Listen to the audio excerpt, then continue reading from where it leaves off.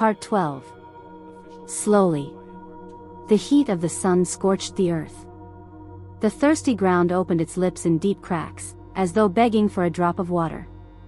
Sparse green. Drifting sand.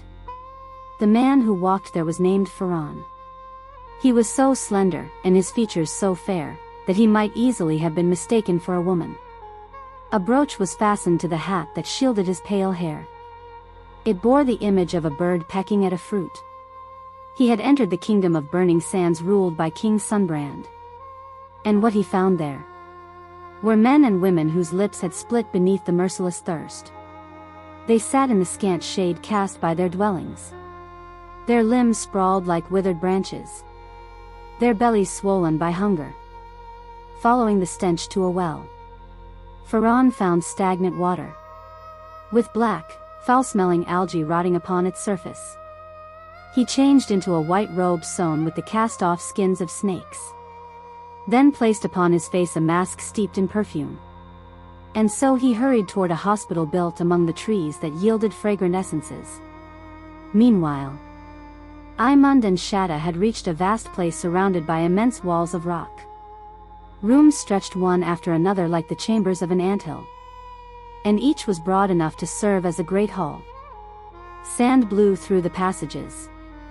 Yet somewhere within the air lingered the scent of clear, pure water. A trace of moisture mingled with the dry wind. It brushed against Eimund's cheek.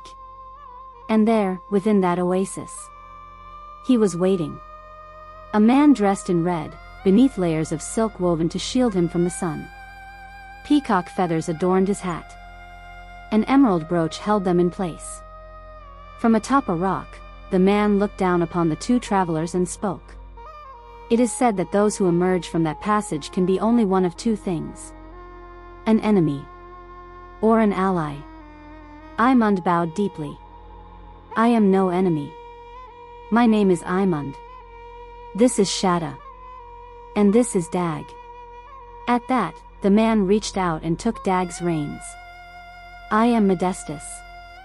None may pass this way unless they have overcome the trials of the Castle of Illusions. What, then, have you come here seeking? He was a remarkably composed man. Struck by his calmness, Eimund told him what had happened. A woman has been carried away by a king named Sunbrand. Hearing this, Modestus answered quietly. That is what men call fate, Lord Eimund. If you wish to save her, you must wait a little longer. Eimund frowned. You speak strangely. When I think of what she may be suffering at this very moment, I cannot remain here without acting. But Modestus did not lose his composure. If you leave now, you will not reach her palace. Let alone the woman herself. Unless, of course, you are a physician. Modestus then led the two travelers toward his dwelling. Along the way, men and women watched them from windows carved into the rock walls. Warm skin. Long eyelashes. Rich hair, finely waved. Eimund realized that he had entered a kingdom utterly unlike the land from which he had come. These people seemed to live beneath the shelter of the rocks, sharing among themselves the wells upon which their lives depended. The bleating of goats echoed through the passages. And when Eimund turned toward the sound, he saw a map. A strange map, covered with countless points. Upon it, Eimund noticed written signs, and before he could stop himself, he exclaimed, Ah! I saw these when I was a child, in the house of my foster father.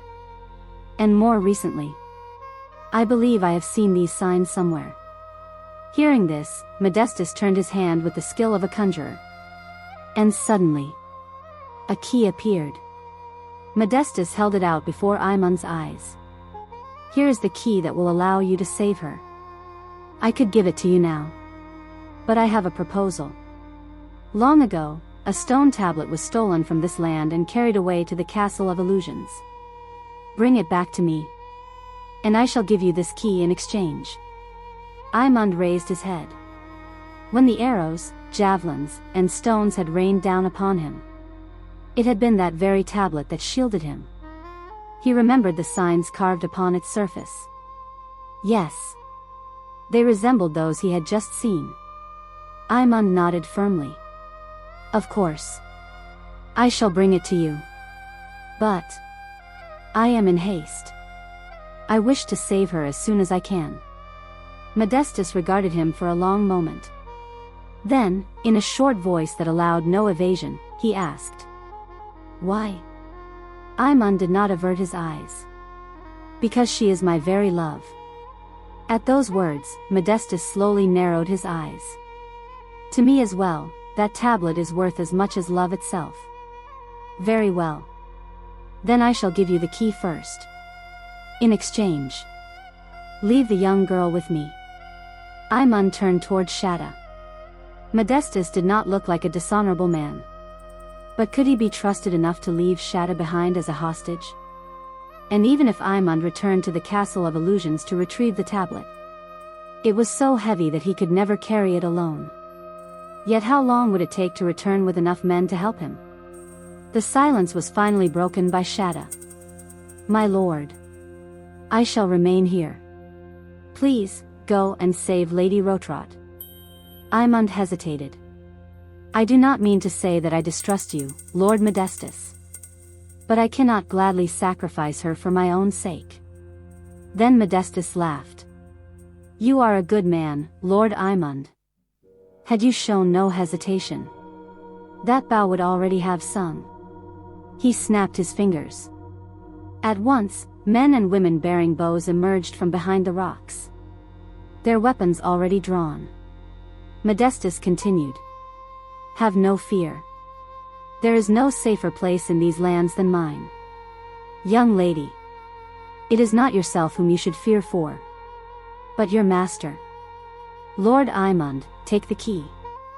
But do not imagine that you shall rescue Rotrot at once."